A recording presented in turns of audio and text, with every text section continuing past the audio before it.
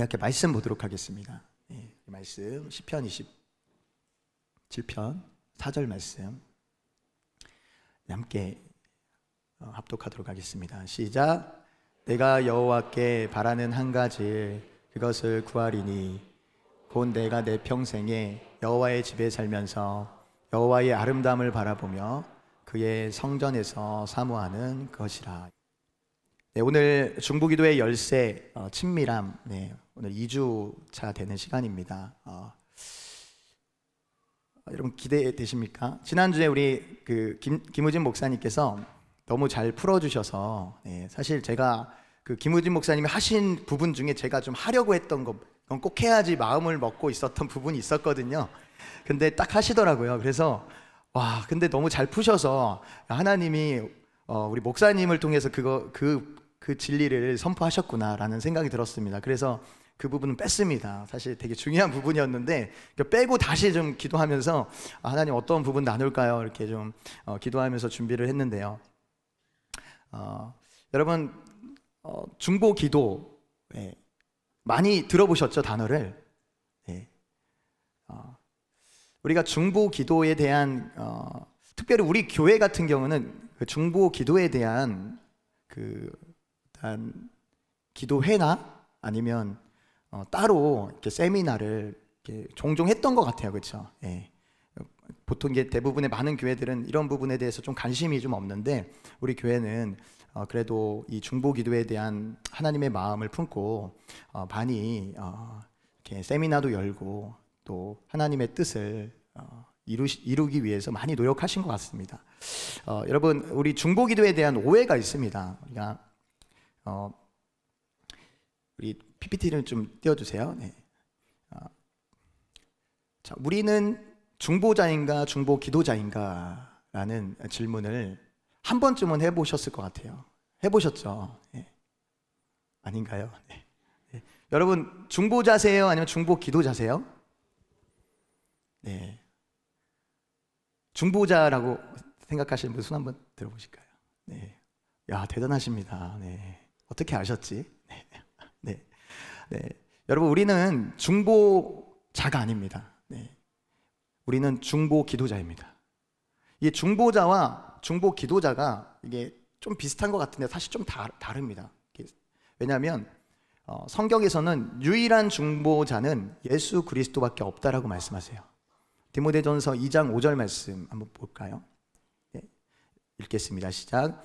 하나님은 한 분이시요 또 하나님과 사람 사이의 중보자도 한 분이시니 곧 사람이신 그리스도 예수라. 아멘. 분명히 이 말씀에 하나님은 한 분이신데 하나님과 사람 사이의 중보자도 한 분이시다. 그런데 그 한 분이 누구? 예수 그리스도라는 것입니다. 우리가 중보라는 단어를 보면 여러분 중보라는 단어가 무슨 뜻입니까? 가운데 중 지킬 보 이 한자를 쓰는데요. 중간에 서다라는 뜻을 가지고 있습니다.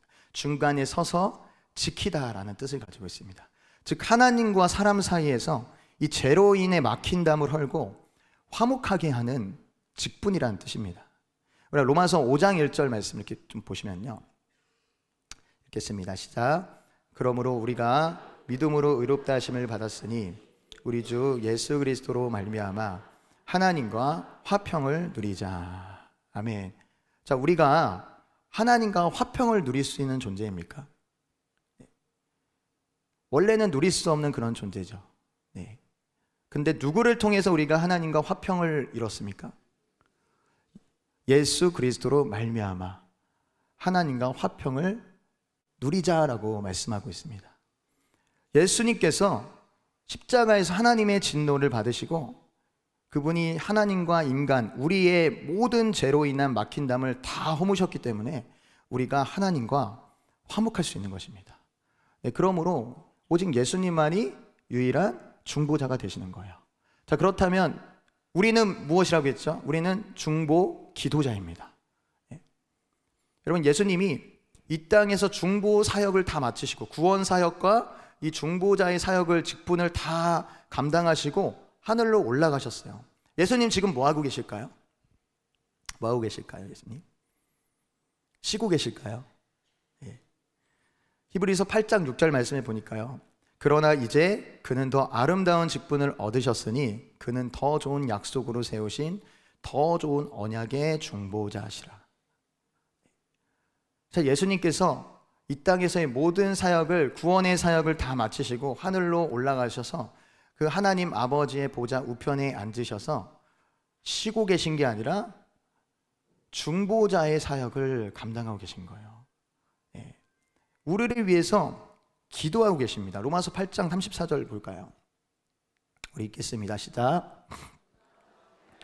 죽으실 뿐 아니라 다시 살아나신 이는 그리스도 예수시니 그는 하나님 우편에 계신 자여 우리를 위하여 간구하시는 자시니라. 아멘. 하나님 우편에 그분이 지금 계시고 뭐하고 계세요? 우리를 위해서 간구하고 계신다. 우리를 위해서 기도하고 계신다라는 것입니다. 여러분, 여기에 굉장히 중요한 영적인 원리가 있어요. 여러분, 이 땅에 일어나는 모든 하나님의 일은, 하나님의 일의 시작은 예수 그리스도의 중보 사역으로부터 시작이 됩니다. 그분께서 보좌 우편에 앉아 계셔서 그 중보 사역을 하고 계신 거예요. 저와 여러분들이 성령으로 거듭나고 예수님을 믿고 하나님의 자녀가 될 수 있었던 이유는 누군가의 기도를 통해서, 그죠? 이 땅에서 누군가의 기도를 통해서 우리가 거듭나고, 저도 이제 부모님을 통해서, 저희 누나를 통해서 열심히 기도하셨거든요. 제가 20살 초반에 예수님 만났는데 그 전까지는 방황을 많이 해서 정말 그분들께서 열심히 기도하셨어요. 그래서 제가 거듭날 수 있었던 거죠. 근데 그분들의 기도는 결국 무엇으로부터 시작이 되었습니까? 예수 그리스도의 중보 사역을 통해서 시작을 한 거예요. 여러분, 이 땅에 일어난 수많은 부흥의 현장들이 있습니다. 웨일즈 부흥이나 아니면 웨슬리의 부흥, 뭐 혹은 이 나라에 있었던 1907년에 있었던 평양 대부흥. 그러한 부흥이 어떻게 이 땅에 임할 수가 있었습니까? 물론 이 땅에서 기도하는 자들이 있었어요. 그러나 그 이전에 하늘에서 이미 하나님의 뜻을 품고 예수 그리스도께서 중보하셨다라는 것입니다. 그 결과가 이 땅에 사람들에게 기도를 통해서 나타났고, 그 기도를 통해서 이 땅에 부흥이 임한 것입니다. 그러므로 여러분, 이 땅에서 예수 그리스도의 중보 사역에 동참할 존재가 필요하다는 거예요. 그것이 바로 우리들이에요. 그러나 우리는 스스로 하나님의 뜻을 알 수 없습니다. 여러분, 응애하자마자 하나님의 뜻을 알 수 있습니까? 여러분, 어릴 때 하나님의 뜻을 알 수 있어요? 저희 이래를 보니까 하나님의 뜻은커녕 부모의 뜻도 모릅니다. 지 맘대로 해요. 우리는 너무나 연약하고 하나님과 관계가 원래는 끊어진 관계였기 때문에 하나님의 뜻을 우리 스스로는 알 수가 없습니다. 무엇을 기도해야 되는지 몰라요. 당연히 모르겠죠. 그런데 로마서 8장 26절에 누가 우리를 도와주신다고 해요? 성령님이 말할 수 없는 탄식으로 우리를 위하여 친히 간구하신다 말씀하세요. 우리가 거듭나면, 예수 그리스도를 믿고 거듭나면 성령님이 우리 안에 오시잖아요. 그러면 성령님께서 우리 안에서 우리를 위해서 간구하신다는 거예요. 막 기도하신다는 거예요. 근데 이 기도는 어디와 연결이 되어 있을까요? 하늘과 연결이 되어 있는 거예요. 예수님과 연결이 되어 있고 하나님 아버지와 연결이 되어 있는 것입니다. 그래서 우리를 위해서 막 기도하시잖아요. 근데 우리가 성령님과 친밀하고 성령님이 우리 안에 계심을 믿는 자라면요, 그 기도가 우리에게 전달이 돼요. 그리고 무엇을 기도해야 될지를 깨닫게 됩니다. 그 전에는 우리가 무엇을 기도해야 될지 몰라요. 그런데 성령님이 우리 안에 계심을 통해서 예수님의 그 중보 사역에 성령님을 통해서 우리 가운데 부어지는 거예요. 그 하나님의 뜻이, 예수 그리스도의 그 기도의 중심이. 여러분, 누가복음 11장에 보면 제자들이 예수님께 기도를 가르쳐 달라고 하거든요. 자, 근데 예수님이 무슨 기도를 가르치시죠? 주기도문을 가르쳐 주십니다. 그리고 기도의 중심, 기도의 태도, 이러한 부분에 대해서, 기도에 대해서 굉장히 심플하지만 놀라운 그 기도의 선포를 우리에게 가르쳐 주세요. 여러분, 그 주기도문이 얼마나 능력 있는 기도인지 아십니까? 우리는, 물론 우리 교회는 이제 예배 중간에 예전에 이제 중보 그 주기도문을 했었죠. 근데 다른 또 교회에서는, 이전에 우리가 신앙생활 했던 교회에서는 언제 하죠? 주기도문을요? 마지막에 하잖아요. 네. 네, 여러분 주기도문 할 때 어떤 기분이 듭니까? 아, 이제 끝났다. 이제 집에 가서 밥 먹어야지. 네. 아, 이제 재밌는데 가야지. 네. 쉬러 가야지. 네. 마치 이 주기도문이 굉장히 네, 그냥 끝을 마무리하는 그런 기도로만 우리가 또 생각할 수가 있거든요. 여러분, 그런데 이 주기도문은요 굉장히 능력 있는 기도예요. 여러분, 주기도문이 어떻게 시작하죠? 하늘에 계신 우리의 아버지라고 시작을 하죠. 여러분, 하늘에 계신 우리의 아버지라고 시작하는 순간 하늘에서는 어떤 일이 일어나는지 아십니까? 엄청난 전쟁이 일어나요. 사단이 막 괴로워합니다. 여러분들이 하늘에 계신 아버지, 우리 아버지 외칠 때 사단이 네. 그만! 네. 어마어마하게 능력 있는 기도예요. 모르셨죠? 네. 저도 잘 몰랐습니다. 근데 엄청난 능력 있는 기도입니다. 근데 예수님께서 그 기도를 가르쳐 주셨단 말이죠.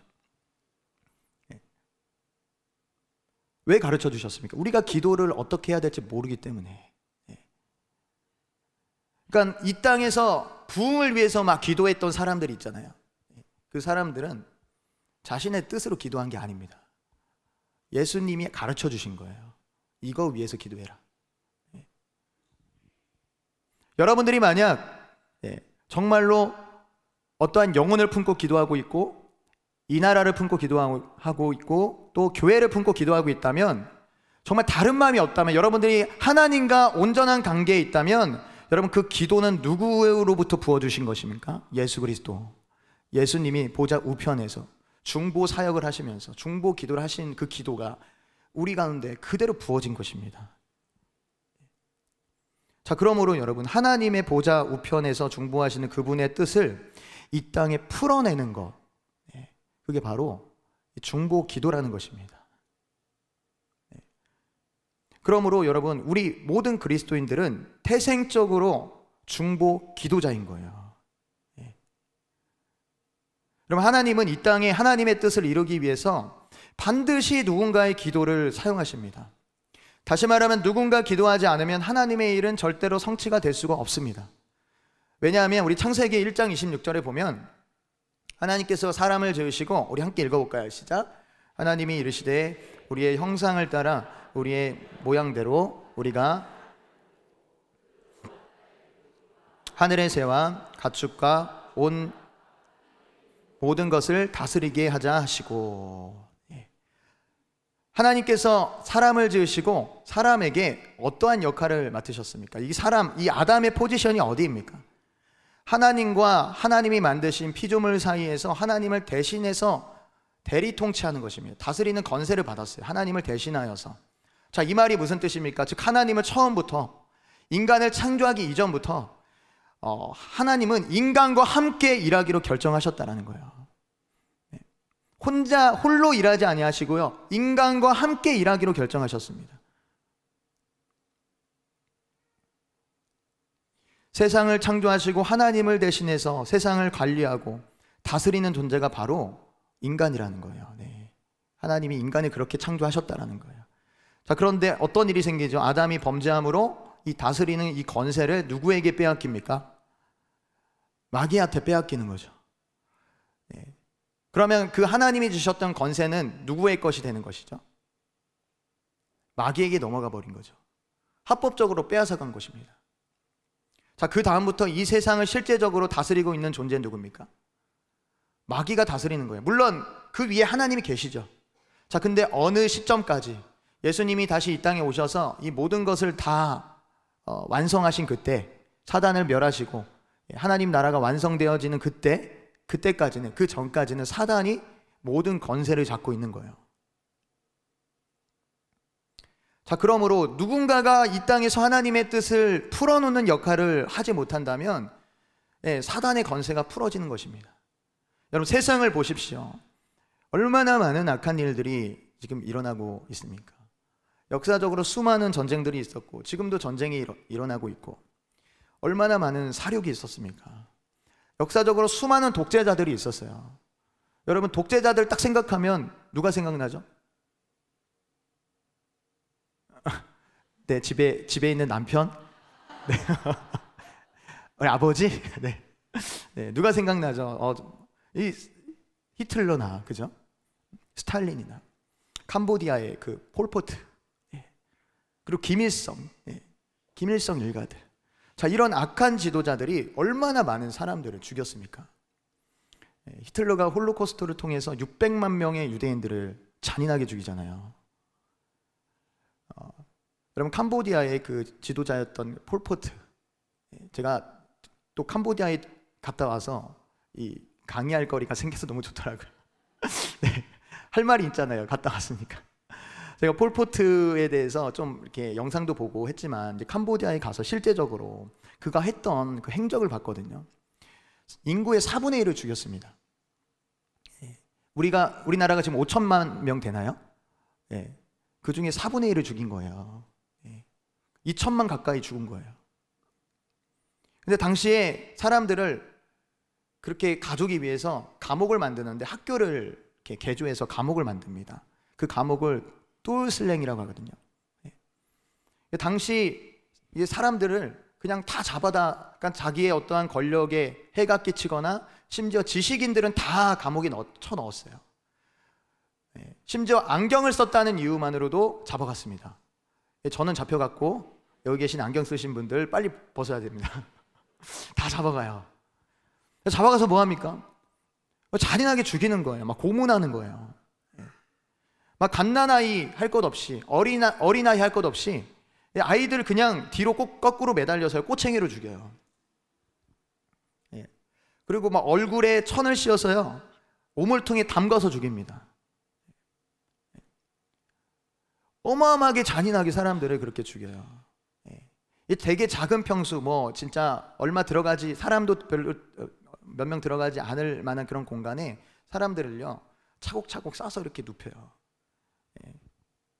얼마나 답답하겠습니까? 그렇게 생활하다가 그냥 죽는 거예요. 잔인하게 죽는 거죠. 여러분, 이게 사람이 할 수 있는 일입니까? 우리는 그런 일을 딱 봤을 때 어떻게 사람이 그런 일을 할 수 있어? 그러잖아요. 넌 인간도 아니야 그러잖아요. 근데 진짜 인간이 하는 게 아니에요. 사람이 하는 것이 아닙니다. 사단의 건세가 그 나라 가운데 풀어졌기 때문에 하는 일이에요.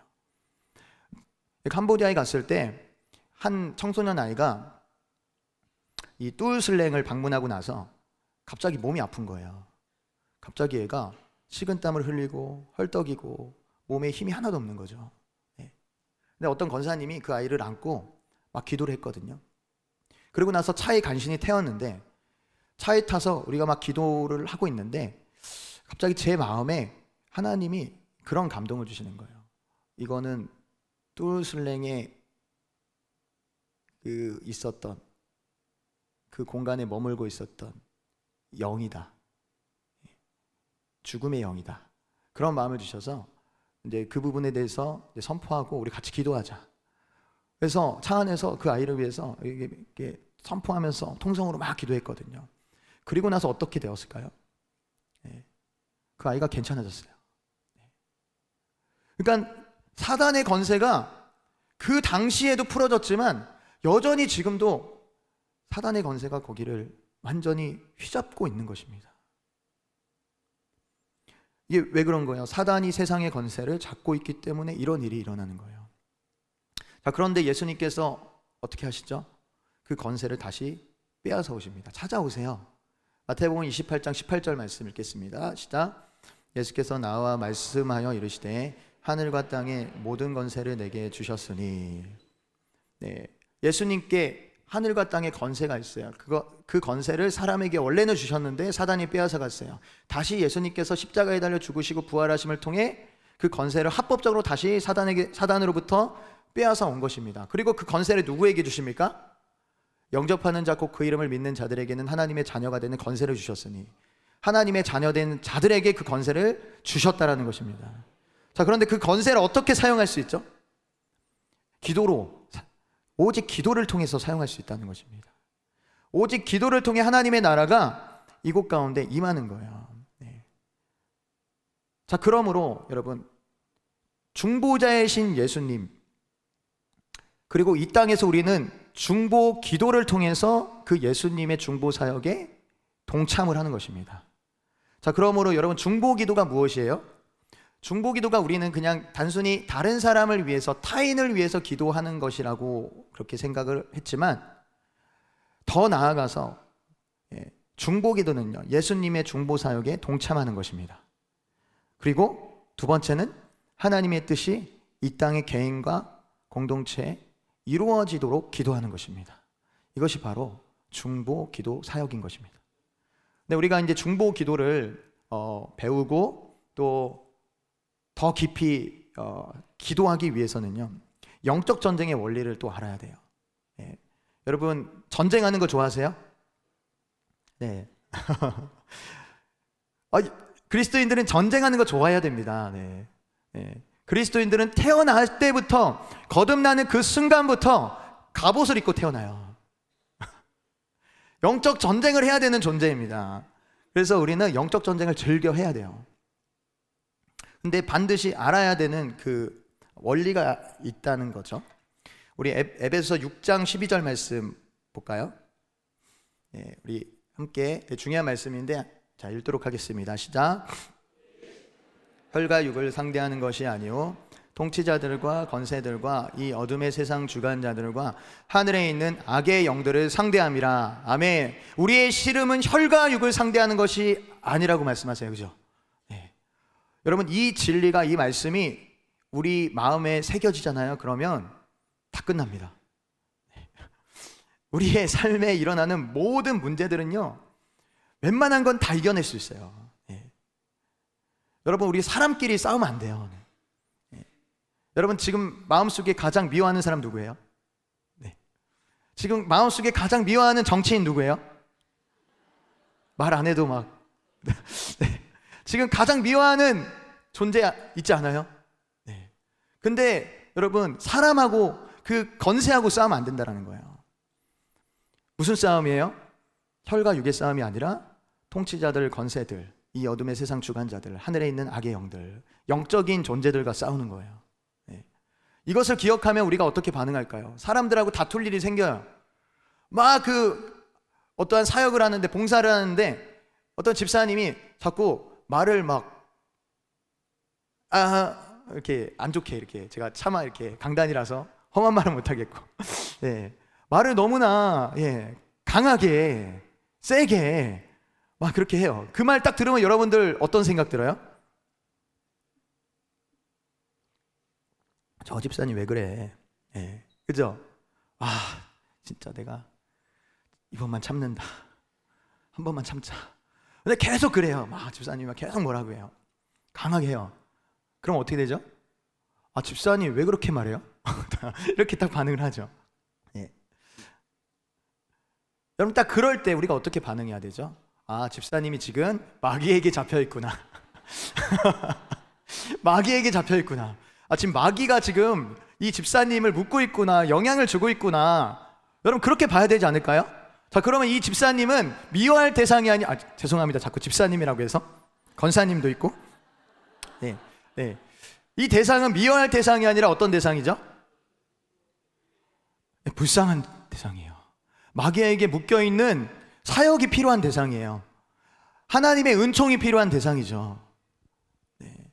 그러니까 이 말씀이 내 안에 새겨지느냐 그렇지 않느냐는 어마어마한 차이를 보입니다. 네. 그러니까 꼭 기억하세요. 우리의 싸움은 혈과 육의 싸움이 아닙니다. 집에 가서 싸우시면 안 돼요. 네.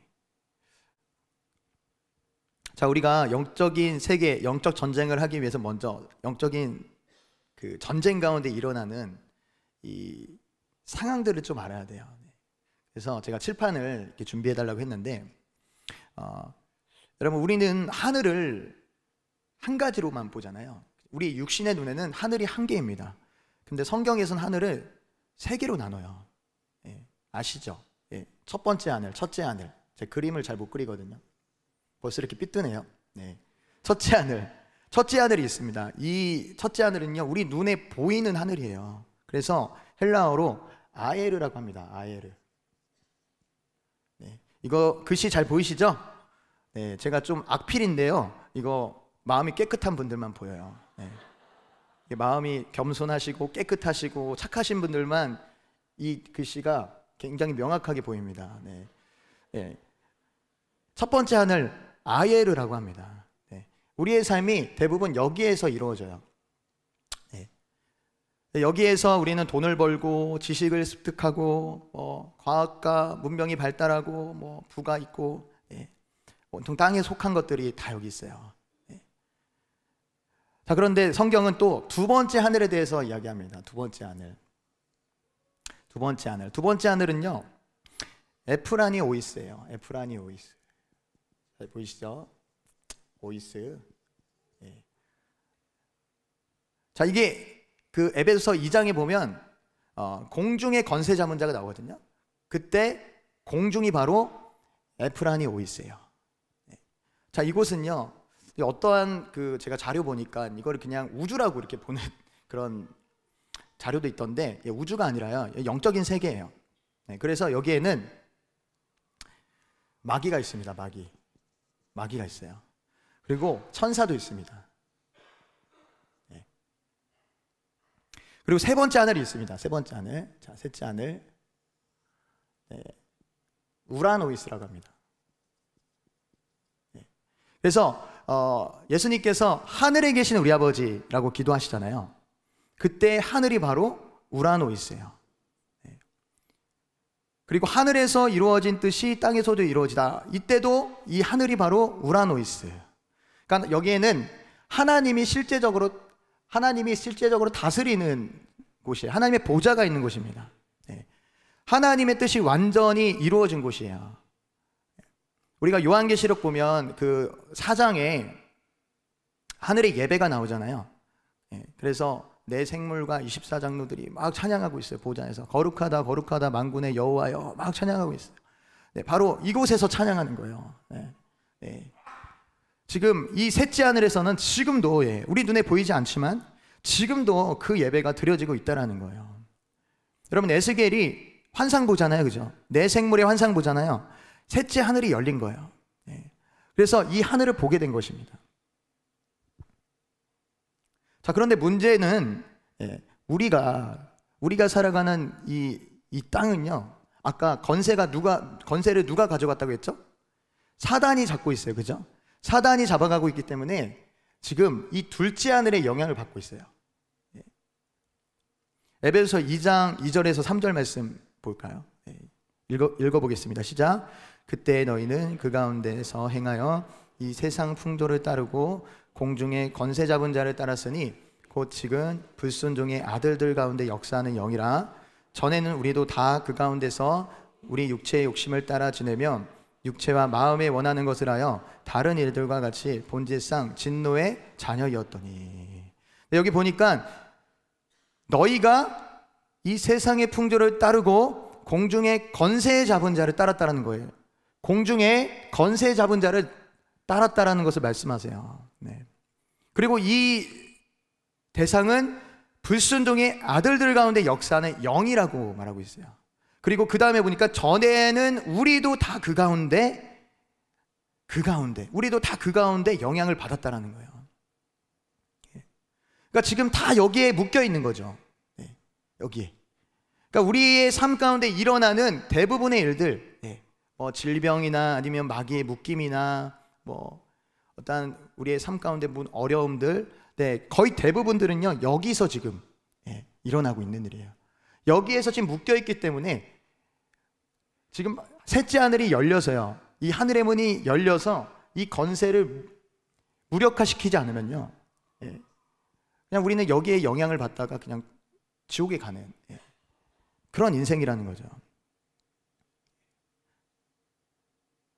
그러니까 셋째 하늘의 문이 열려야지 이게 끊어져요. 우리가 아까도 하늘의 문을 열어달라고 기도했죠. 그리고 우리 담임 목사님이 항상 하늘의 문을 열어주세요 기도하잖아요. 그리고 열렸습니다 하잖아요. 열렸습니다. 하늘의 문 열렸습니다. 이게 어디 하늘이 열렸다는 거예요? 이 셋째 하늘, 하나님이 거하시는 이 보좌. 네. 이 문이 열렸다는 것입니다. 여러분, 다니엘서에 보면 이 다니엘서의 마지막 때 일어나는 전쟁에 관한 환상을 이 다니엘이 보거든요. 근데 그 환상을 보고 마음이 너무 슬퍼서 21일 동안 막 기도합니다. 기도하는데 그때 20일째 되는 날에 천사 가브리엘이 다니엘을 찾아와요. 그리고 나서 하는 말이, 우리 다니엘서 10장 12절에서 13절 읽겠습니다. 시작. 네가 깨달으려 하여 내 하나님 앞에 스스로 겸비하게 하기로 결심하던 첫날부터 내 말이 응답받았으므로 내가 내 말로 말미암았느니라. 그런데 바사 왕국의 군주가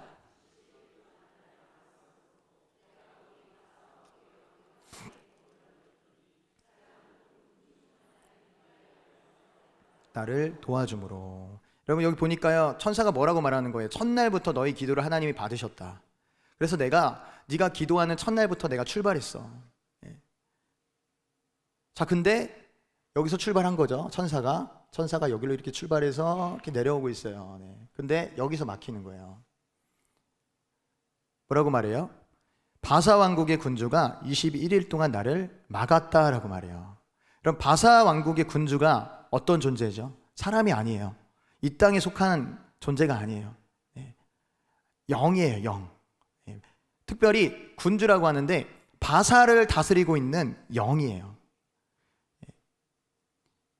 바사를 지탱하고 있는 건세예요. 그 건세가 여기 맡고 있는 거예요. 그리고 뒤에 보니까 거기 바사 왕국의 왕들과 함께 머물러 있었다. 이 왕들은 누굴까요? 이 건세의 쫄따구들. 지금 가브리엘이 여기에 막힌 거예요. 지금 이 바사 군주의 그 건세로 인해서, 그 영으로 인해서. 자, 근데 지금 밑에서는 다니엘이 기도하고 있어요. 이 땅에서는 여기 기도하고 있어요. 어떤 기도했을까요? 전 다니엘이 그 창문을 열고 예루살렘을 향해서 기도하잖아요. 천국의 문도 열면서 기도하지 않았을까? 천국의 문을 열어주세요. 하늘의 문을 열어주세요. 그렇게 기도하지 않았을까 생각이 듭니다. 그런 기도를 했겠죠. 근데 21일 동안 응답이 되지 않았어요. 여러분, 우리가 기도를 하는데 그게 하나님의 뜻대로 기도를 하는데 응답이 더딜 때가 있어요. 왜 더딜까요? 기도가 잘못됐을 수도 있지만 올바른 기도인데 더딘 이유는 여기서 지금 맞고 전쟁이 일어나고 있기 때문이에요. 근데 다니엘이 막 기도하는 순간 20하루째 딱 됐는데 하늘의 문이 이제 열린 거예요. 확 쫙 열린 거예요. 열려서 누가 파송이 돼요? 미가엘 천사가 파송이 돼요. 미가엘은 전쟁한 천사예요.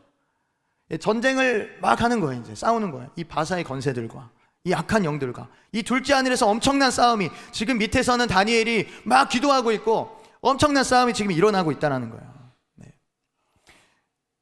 그리고 나서 이 미가엘이 무찌르고 가브리엘이 다니엘에게로 와서 이제 응답이 된 거죠.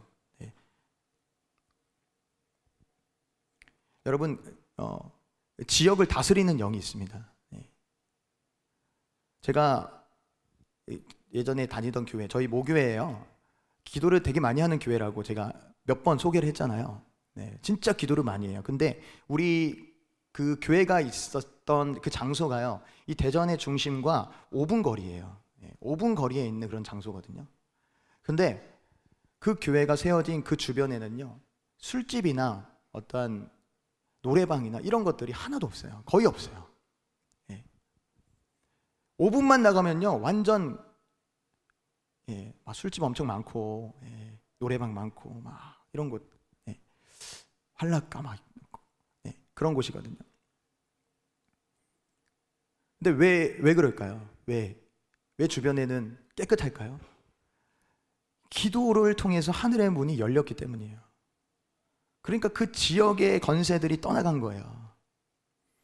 제가 어떤 대학교를 갔는데 그 대학교 운동장에서 막 하나님 기도를 시키셔서 기도를 하고 있었어요. 근데 하나님이 저에게 어떤 마음을 주셨냐면, 예전에 그 대학교 주변에는요, 산밖에 없었거든요. 근데 어느 순간 보니까 아파트가 막 세워지고 막 이제 일반 그 홍대처럼요, 막 그런 잡스러운 것들이 많이 생겼어요. 그래서 저는 그게 궁금해서 막 기도를 하고 있는데 하나님이 그런 마음을 주시는 거예요. 이 학교에서 기도하는 자가 없다. 예. 그런 마음을 저에게 딱 주시는데, 아, 기도가 멈춰서 하늘이 닫혔구나. 하늘이 닫히니까 이 주변에 이런 것들이 생기는구나. 예. 네, 그때 알았습니다. 여러분, 이 땅에서 다니엘이 중보했기 때문에 다니엘에게 응답이 온 거예요. 자, 그러니까요, 우리가 이 땅에서 중보 기도를 하는 것은 결국 이 셋째 하늘의 문을 여는 것입니다. 우리가 기도할 때 하늘의 문이 열리는 거예요. 자, 그런데 어떤 사람들이 셋째 하늘의 문을 열 수 있습니까? 마태복음 16장 19절에 보니까 내가 천국 열쇠를 내게 주리니 내가 땅에서 무엇이든지 매면 하늘에서도 매일 것이요 내가 땅에서 무엇이든지 풀면 하늘에서도 풀리리라. 예수님이 제자들에게 너희는 나를 누구라 하느냐라고 물어봤을 때 베드로가 주는 그리스도시요 살아계신 하나님의 아들입니다라고 고백을 합니다. 그리고 예수님이 이를 내게 알게 하니는 너가 아니라 혈육이 아니라 하늘에 계신 내 아버지다. 그리고 내가 너에게 천국 열쇠를 주겠다. 이렇게 말씀하세요. 천국 열쇠가 뭡니까? 하늘의 문을 여는 열쇠잖아요. 이게 무슨 의미예요? 예수님이 메시아시고 하나님의 아들임을 믿는 사람들에게 하나님은 천국의 열쇠를 주신다는 거예요. 여러분, 예수님은 하나님의 아들이십니다. 아들의 권세가 있으세요. 하늘에 속한 분이세요. 그래서 예수님은 하늘의 열린 문 가운데 이 땅에 오신 거예요. 그러니까 예수님이 가는 곳마다 마귀의 권세가 꺾여요. 가시는 곳마다 병이 치유되고 사람들을 고치십니다. 여러분, 우리는 안 되잖아요, 잘. 근데 어떻게 예수님은 가능하실까요? 같은 육신을 입고 있잖아요. 근데 어떻게 예수님이 가능하실까요? 예수님께는 항상 하늘이 열려 있기 때문이에요. 이 땅에 육신의 옷을 입고 계시지만 예수님께서는 하늘의 문이 열려 있는 존재입니다. 왜냐? 하늘에 속한 존재이기 때문에. 자, 그러므로 여러분, 어떤 사람이 이 천국의 열쇠를 소유해서 하늘의 문을 열 수 있습니까? 요한복음 17장 3절에 보니까 영생은 곧 유일하신 참 하나님과 그가 보내신 자 예수 그리스도를 아는 것이니이다. 예수 그리스도를 아는 자들, 그 예수님을 구원자로 주인으로 믿고 그분과 친밀한 사람들이 하늘의 문을 열 수 있다는 거예요. 그냥 믿었다고 되는 게 아니라요, 그분과 친밀한 그런 관계 가운데 있는 사람들만 하늘의 문을 열 수가 있다는 거예요. 여러분, 예수님과 친밀하십니까? 예수님이 여러분들 잘 아세요? 여러분들이 이렇게 기도하면 예수님이 말씀하세요? 혹시 기도를 하는데 나는 벽이 되고 기도하는 것 같아요, 이렇게 생각하시는 분 있으십니까? 그럼 만약에 그렇다면 예수님과 친밀하지 않은 거예요. 여러분, 예수님이 하나님을 그렇게 하셨을까요? 예수님은 하나님 어떻게 하셨을까요? 완전히 하나셨어요. 저희 여정 가운데 이게 친밀함, 오늘 제목이 주제가 친밀함인데, 제가 오늘 이 말씀 시편 27편 4절 말씀을 저희 인생의 레마의 말씀으로 받았거든요. 하나님 이 말씀을 주셨는데 제가 이 말씀을 막 읽는데, 어느 날 읽는데 갑자기 막 주체할 수 없는 눈물이 나는 거예요. 그러면서 이 다윗의 고백이 너무 부럽고, 아, 주님, 저도 이 마음 갖고 싶습니다. 주님, 저도 이렇게 살고 싶습니다. 저희 바라는 한 가지, 이 땅에 뭐 좋은 것도 많고 누릴 것도 많지만 제가 유일하게 바라는 한 가지가 오직 하나님의 집에 거하고 주님의 아름다움을 바라보는 것입니다. 이 기도가 저의 기도가 되었으면 좋겠습니다. 주님, 이 마음 저에게 부어주세요. 막 그렇게 기도하는데 막 하나님 그 마음을 부어주시는 거예요. 그래서 그 자리에서 무릎 꿇고 막 엉엉 울었던 그런 순간이 있었습니다. 그리고 나서 하나님, 저는 이러한 사역을 할 거예요. 하나님과 다른 사람들 관계 가운데 그 친밀함을 풀어줄 수 있는 사람이 되고 싶어요. 그러한 고백을 하나님께 올려드렸는데, 그런 과정 가운데 하나님이 저에게 이제 3단계에 걸쳐서 가르쳐 주시더라고요. 물론 이게 뭐 정답은 아니에요. 그러나 하나님이 저에게 그냥 경험하게 해주셨던 친밀함에 대한 어떠한 실제적인 그런 사건들인. 여러분, 친밀함에 첫 번째 단계가 있습니다. 첫 번째 단계는 뭐냐면 하나님의 임재가 실제적으로 임하는 단계예요. 하나님의 임재가 임하는 단계. 여러분, 우리가 예수님을 통해서 올바른 관계가 될 때 여러분, 그분의 임재는 너무나 실제적인 거예요. 어느 정도냐면 이 공간에 저와 여러분들이 있잖아요. 여러분, 이거 가상입니까? 실제죠. 저와 여러분들은 실제적으로 지금 같은 공간에 머물러 있는 거예요. 근데 하나님의 임재가 임하면 이것보다 더 실제적인 주님이 느껴집니다. 실제적으로 주님이 느껴져요. 주님의 임재는 더 실제적이에요. 그분 자신을 드러내셨거든요. 여러분, 예수님이 이 땅에 오실 때 무엇으로 오셨죠? 무슨 이름으로 오셨죠? 임마누엘로 오셨어요. 임마누엘이 무엇입니까? 하나님이 우리와 함께 하시다. 너무나 멀리 있었던 그 예수님께서 막혀있던 곳에, 인간과 그 하나님 사이에 막혀있던 그곳에 계셨던, 하늘에 계셨던 그분이 이 땅에 오신 이유가 무엇입니까? 우리와 실제적으로 함께 하기 위해서, 우리와 함께 있기 위해서요. 그러니까 이건 너무나 실제적인 임재인 거예요. 여러분, 이러한 임재를 지금 경험하고 계십니까? 하루 24시간 중에 자는 시간을 제외하고 제가 그때 배울 때 거의 모든 시간이 그분이 너무 실제적이었어요. 근데 하나님을 잊어버리고 5분을 넘긴 적이 없습니다. 하나님을 잊어버린 상태로 5분을 넘기지 못했어요. 왜냐하면 5분이 넘어가면 혹 하나님이 잊어버리면 제 영이 너무 아팠어요. 답답하고 견딜 수가 없었습니다. 여러분, 어떠세요? 하나님 하루 24시간 동안 하나님 얼마나 생각을 하고 계십니까? 매 순간 잊지 않고 그 하나님을 막 바라보고 계세요? 그렇게 하고 싶으시죠? 근데 잘 안 되죠. 근데 하나님이 실제 임재하시면 이거는 내가 하는 게 아닙니다. 내가 의지적으로 하나님 생각해야지. 여러분, 제가 여기서 의지적으로 생각해야지. 저 집사님 여기 계시네? 여기 계실 거야. 계셔야만 해. 여러분, 제가 그럽니까? 아니죠. 그냥 실제예요. 그거는 계신 거예요. 그러니까 내가 노력할 필요가 없습니다. 그냥 그분이 나타내셔서 함께 계시기 때문에 나는 그걸 아는 거예요. 이게 바로 주님의 임재입니다. 제가 그렇게 그 임재를 계속 경험하면서 이거 배웠거든요. 하나님 친밀함이 이거군요. 그러니까 날마다 그냥 주님 앞에 나가는 거예요. 주님 생각하고 싶고 주님 바라보고 싶고. 자, 그러던 중에 갑자기 주님의 임재가 딱 끊어집니다.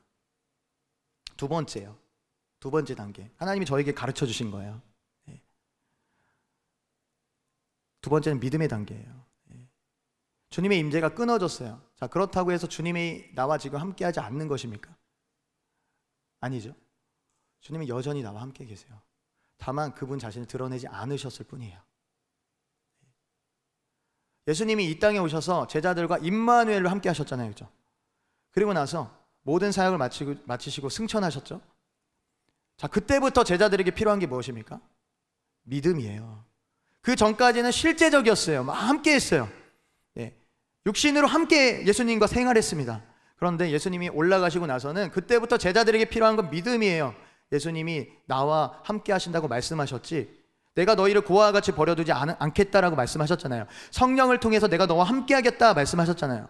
그러니까 그때부터 필요한 건 믿음이라는 거예요. 믿음. 예수님의 그 친밀함, 나와 함께 하시는 그 주님, 믿음으로 바라보는 거예요. 느껴지지 않고 보여지지 않아도 그분은 여전히 나와 함께 하시는 거예요.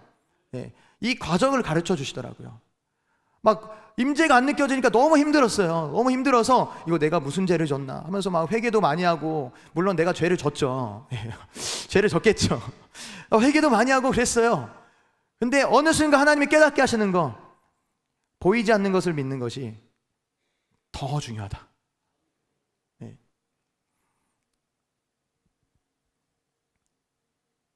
믿음으로 바라보는 거.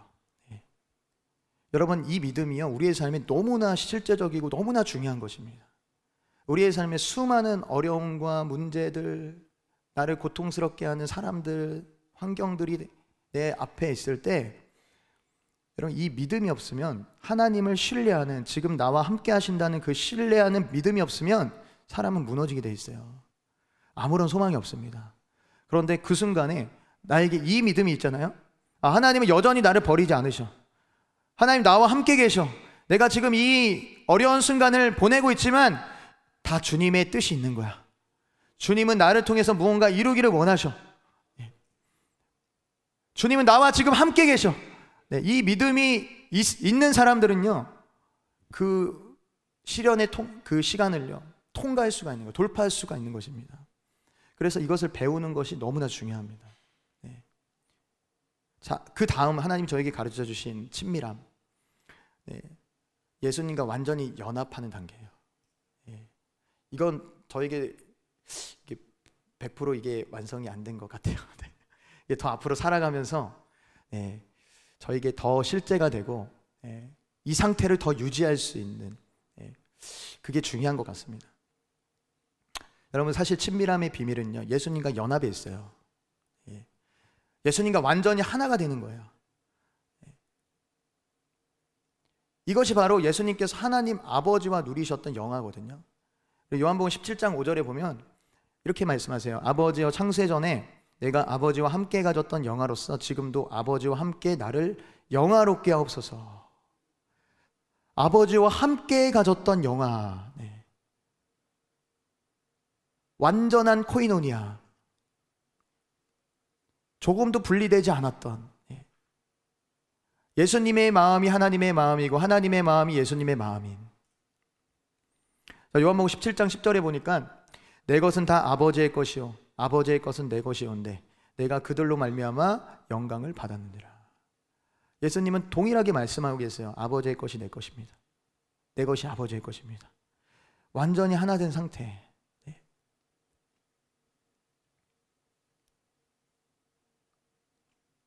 여러분, 우리가 이렇게 예수님과 친밀해져야 돼요. 우리의 육신은 땅에 있지만 예수님도 육신이 땅에 있으셨잖아요. 근데 예수님 실제로 어디 계신 거예요? 하나님의 보좌에 계신 거예요. 우리도 역시 그렇게 예수님과 친밀해져서요, 우리의 육신은 땅에 있지만 우리의 영은 어디에 속한 거예요? 하늘에 속한 자. 사실 실제 그렇습니다. 지금 실제 우리의 위치는 그렇습니다. 빌립보서 3장 20절 말씀에 우리 읽어볼까요? 시작. 그러나 우리의 시민권은 하늘에 있는지라 거기로부터 구원하는 자 곧 주 예수 그리스도를 기다리노니. 여러분, 우리가 실제적으로 지금 우리는 하늘 보좌에 있는 거예요. 그래서 제가 아까 처음에 기도 인도할 때 하늘의 문을, 열린 문을 바라봐야 된다라고 했잖아요. 실제로 우리는 거기 있는 것입니다. 그 하늘이 어떤 하늘입니까? 우라노이스. 하나님의 보좌가 있고 하나님의 신령한 복이 있고 모든 그 완전한 하나님의 충만이 다 거기 있다라는 거예요. 여러분, 그런데 우리가 예수님 믿지 않을 때는 하나님과 원수된 관계였어요. 그래서 이 에베소 2장에 본질상 진노의 자녀라고 말씀하셨거든요. 그때는 우리가 땅에 속한 자가 맞아요. 첫째 하늘에 속해서 살다가 지옥에 들어갈 운명이었습니다. 자, 그런데 우리가 하늘에 속한 자가 됐어요. 왜 하늘에 속한 자가 됐습니까? 에베소 1장 5절 말씀에 보니까 그 기쁘신 뜻대로 우리를 예정하사 예수 그리스도로 말미암아 자기의 아들들이 되셨나니. 여러분 보세요. 여기 하나님이 여기 계세요. 하나님이 여기 계세요. 예수님께서 이 땅에서 사역을 하고 계세요. 예수님은 지금 하늘과 땅이 연결된 상태로 일하고 계세요. 예수님은 실제적으로 여기 계신 거예요. 그죠? 자, 이 땅에서 십자가의 사역을 마치시고 이제 하늘로 승천하시기 전에 어떤 사역을 하신 것입니까? 실제적으로 우리와 하나가 되는 사역을 하신 거예요. 십자가를 통해서 우리가 예수님 안으로 들어간 거예요. 원래 우리는 진노의 자녀였어요. 근데 하나님의 아들 되신 예수님과 하나가 됐어요. 자, 그러면 우리의 위치는 어디입니까? 네. 우리가 말씀하신 것처럼 예수님 안에 있기 때문에 하나님의 아들들, 하나님의 딸들이 된 거예요. 하나님의 자녀가 된 거예요. 예수님이 이제 우편에 올라가셔서 하나님 보좌에 앉아 계세요. 근데 에베소서 1장 5절에서 6절에 보면, 네, 2장인가요? 네, 이렇게 말씀하세요. 허물로 죽은 우리를 그리스도와 함께 살리셨고 또 함께 일으키사 그리스도 예수 안에서 하늘에 앉히시니. 자, 지금 우리는 예수님과 연합했습니다.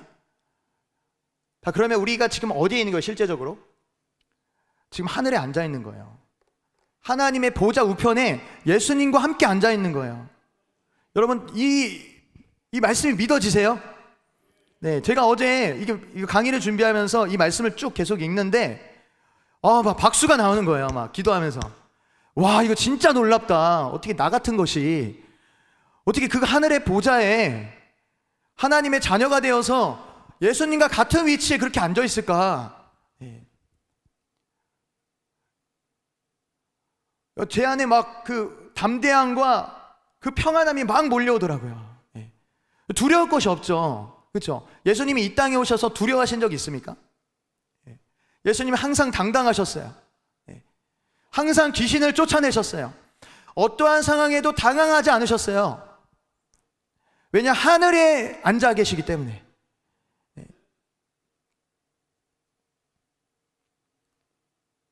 여러분, 더 놀라운 사실은 예수님이 여기 하나님과 하나시잖아요. 자, 그러므로 우리도 역시 하나님과 하나가 되는 거예요. 사실 요한복음 그 17장에 예수님의 기도가 바로 그 내용이거든요. 우리 17장 21절 23절 읽겠습니다. 시작.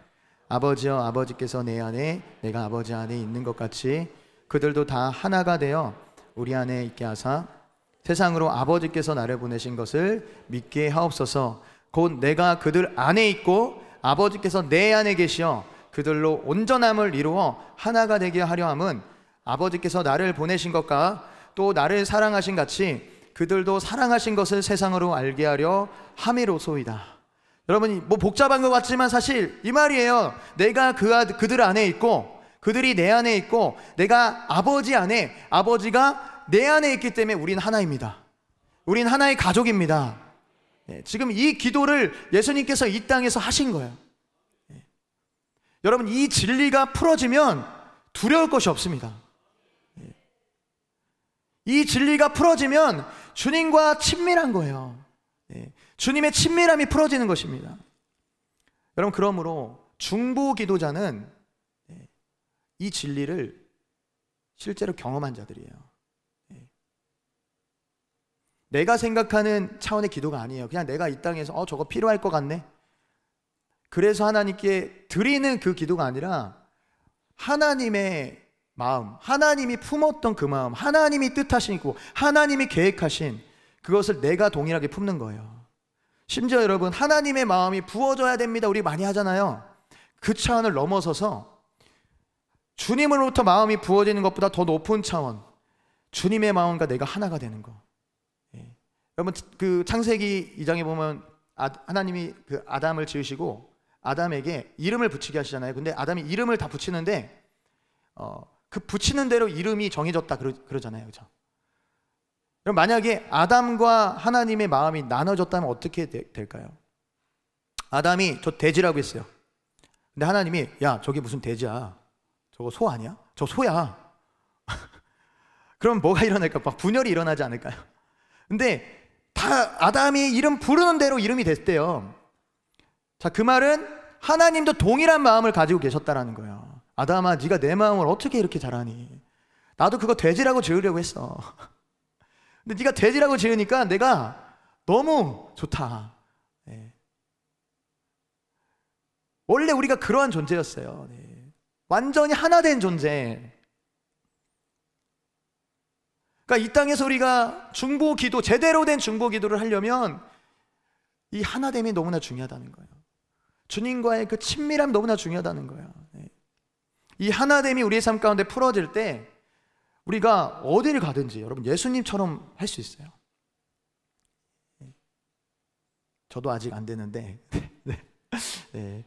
진짜 그래요. 이 진리가 풀어지면 풀어질수록 확실히 우리가 경험하면 경험할수록 우리가 가는 곳곳마다 정말 하늘의 문이 열리는 거예요. 왜냐? 이미 열려있는 상태니까. 네. 가정에 어려운 분들 계시죠. 또 관계 문제, 또 자녀 문제, 여러 다양한 문제들이 있어요. 어떻게 해결합니까? 주님과 하나됨을 인정하시고 이 진리를 받아들이시고 믿음으로 하늘의 문을 여는 기도하시면 돼요. 이 둘째 하늘의 권세가 아무것도 아니에요. 하늘의 문이 열리면 다 끝나는 거예요. 왜냐? 하나님과 마음이 하나가 되었기 때문에. 시간이 많이 가서요. 이제 마지막 제가 몇 가지 더 있는데 다윗의 이야기를 좀 하고 좀 마치려고 해요. 우리 반주 좀 해주세요. 우리 여러분 다윗 제가 너무 좋아하는 인물이거든요. 다윗이 지금 이 고백했잖아요. 시편 27편 4절. 하나님의 집에 거하고 싶습니다. 여러분 이게 근데 다윗의 마음뿐만 아니라 이 마음이 하나님 마음이에요. 그래서 하나님이 다윗에게 내 마음에 합한 자라고 했잖아요. 다윗은 정말 하나님 마음에 합한 자였어요. 여러분 다윗 하면 뭐가 떠오르세요? 밧세바와의 사건 이런 게 떠오르시나요? 하나님을 사랑했던 예배자, 온유한 자. 근데 저는 다윗 생각하면 여러 가지가 있지만 저는 다윗의 장막이 떠올라요. 다윗이 다윗의 장막 세우잖아요. 오늘 이 말씀에 역대상 16장 1절에서 4절 말씀 보니까요, 이렇게 말씀하고 있어요. 하나님의 궤를 메고 들어가서 다윗이 그것을 위하여 친 장막 가운데 두고 번제와 화목제를 하나님께 드리니라. 또 레위 사람을 세워 여호와의 궤 앞에서 섬기며 이스라엘 하나님 여호와를 칭송하고 감사하며 찬양하게 하였으니. 다윗이 왕이 되자마자 법궤를 옮겨옵니다. 다윗성으로 옮겨와요. 그리고 그 다윗성 앞에 정말 초라한 볼품없는 장막을 세워요. 이 장막은요 휘장이 없는 장막이에요. 그 장막에 그냥 법궤를 거기에 안치랍니다. 그 다윗의 시대에 반면에 그 기브온에는 여전히 성막이 있었거든요. 법궤가 없는 성막이 있었어요. 근데 그곳에서도 동일하게 제사를 드렸어요. 이게 모세의 성막에서 드렸던 그 제사를 드렸어요. 근데 다윗은 그것도 드리지만 이 다윗의 장막을 세워서 하나님을 예배하고 싶은 거예요. 사람들을 세워서요 24시간 끊이지 않는 그 예배를 하나님께 막 올려드립니다. 288명의 예배 인도자를 세워요. 거기서는 끊임없는 찬양이 울려져요. 그리고 사람들이 가장 잘 보이는 데 있어요. 다윗의 이 나라는요 언제나 찬양이 끊이지 않는 나라였어요. 너무 놀랍지 않아요, 여러분? 날마다 그 주님을 찬양, 24시간 내내 그 주님을 찬양하는 그 찬양의 소리가 울려 퍼지는데, 여러분 다윗이 이 장막을 어떻게 세웠을까요? 어떻게 알고 세웠을까요? 하나님이 이 아모스 선지자를 통해서 이런 말씀을 하세요. 아모스 9장 11절에서 12절. 그날에 내가 다윗의 무너진 장막을 일으키고 그것의 틈을 막으며 그 허물어진 것을 일으켜서 옛적과 같이 세우고 그들이 에돔의 남은 자와 내 이름으로 일컫는 만국을 기업으로 얻게 하리라. 이 일을 행하시는 여호와의 말씀이니라. 와, 여러분 이 말씀이요 엄청난 말씀이에요. 여러분 수많은 하나님이 기억하시는 그 장막이 모세의 성막일 수도 있고 솔로몬 성전일 수도 있어요. 근데 하나님은 어떠한 성전, 어떠한 장막을 기억하십니까? 다윗의 장막을 기억한다는 거예요. 왜 기억하실까요? 하나님과 다윗의 마음이 하나였기 때문이에요. 다윗이 무엇을 보고 이 다윗의 장막을 세웠을까요? 다윗은 하늘의 예배를 받던 거예요. 그 요한계시록에 나온 그 하늘의 예배, 24장로들과 생물들이 오직 주님만 높이는, 경배하는 그 천국의 예배를 다윗은 보았던 거예요. 당연히 보았겠죠. 하나님과 하나였으니까, 하나된 마음이었으니까. 그 천국의 모형을요, 이 땅에 끌고 내려온 거예요, 다윗이. 마치 예수님께서 천국을 이 땅에 끌고 내려오셔서 하나님의 나라를 이 땅에 세운 것처럼, 다윗이 그 천국의 예배의 모형을 끌고 내려와서 이 다윗의 장막을 세운 거예요. 사람들이 봤을 땐 볼품이 없죠. 여러분, 예수님이 사람들이 봤을 때 볼품이 있었습니까? 예수님 다 무시했어요, 사람들은. 사람들이 볼 때 이 다윗의 장막은요, 모세의 성막과 솔로몬 성전에 비하면요, 너무 가치가 없는 것처럼 느껴졌어요. 근데 하나님은 아니라는 거예요. 하나님은 다윗의 이 예배, 이 다윗의 장막을요, 너무나 기뻐하셨어요. 그리고 이 안에서 어떤 일이 벌어진지 아십니까? 예배와 찬양이 올려졌지만 그 아모스서 9장 12절 아까 읽었던 말씀, 그 말씀에 보면요, 그러니까 하나님이 무너진 다윗의 장막을 일으킬 것이다, 내가. 그리고 그들이 에돔의 남은 자와 내 이름을 일컫는 만국을 기업으로 얻게 할 것이다. 에돔은 무엇입니까? 에돔은 이방인들을 상징해요. 이 다윗의 장막에서 어떤 예배가 이루어지고 있었다는 거예요? 중보가 일어나고 있었다는 거예요. 유대인뿐만 아니라 이방인을 향한 중보, 그 중보가 이 다윗의 장막을 통해서 올려졌다는 것입니다. 이거 다윗이 어떻게 알았을까요? 하나님의 마음에 합한 자였기 때문에, 하나님과 하나였기 때문에 이 일이 이루어진 것입니다. 여러분, 저는 우리가 다 다윗과 같이 하나님의 마음에 합한 자가 되기를 소망합니다. 이게 가장 높은 차원의 친밀함이에요. 그냥 주님이 주시는 어떠한 마음, 부어지는 마음 수준이 아니라 그냥 내가 그냥 하는 모든 일이 하나님이 보시기에 너무 기쁜 거예요. 내가 그거를 안 하기 위해서 노력하거나 하나님 기뻐하시는 게 뭐지? 막 고민하고, 그래서 내가 하는 것이 아니라 내가 그냥 하나님과 하나이기 때문에 내가 무슨 일을 했어요, 어떠한 사역을 했어요. 근데 그게 하나님이 기뻐하시는 거예요. 그게 하나님이 그 공동체 가운데 풀어내기를 원하셨던 거였어요. 하나님은 그러한 차원을 원하시는 거예요. 예수님과 하나님과의 관계처럼 우리가 하나님과 그렇게 완전히 하나 된 관계. 여러분, 그렇게 살다가 천국에 들어가는 거예요. 천국이 새로울까요? 너무나 익숙한 거예요. 왜냐, 이 땅에서 나는 천국을 그대로 보면서 살았거든요.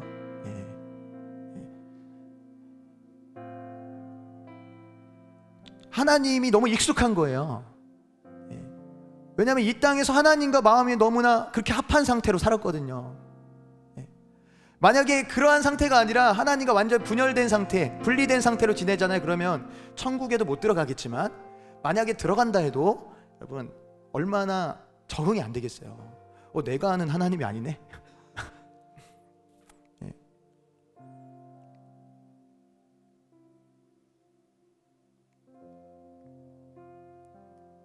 하나님과 이 땅에서 완전히 하나 된 상태, 예수 그리스도와 연합한, 완전히 연합된 상태로 우리가 그렇게 살아갈 때 여러분, 우리가 제대로 된 중보를 할 수가 있습니다. 하나님의 마음을 알기 때문에. 그게 왜 필요한지 알아요.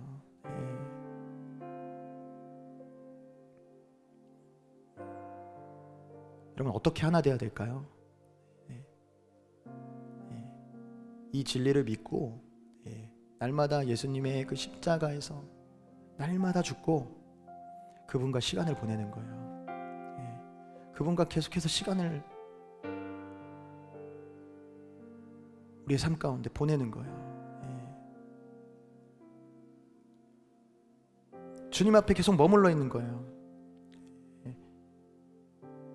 여러분, 하나님이 마르다도 사랑했지만 마리아의 그 헌신, 마리아가 예수님의 발치에서 머물러 있잖아요, 그렇죠? 자, 머물러 있는데 마리아가 무슨 말씀 들었습니까? 무슨 말씀 들었을까요?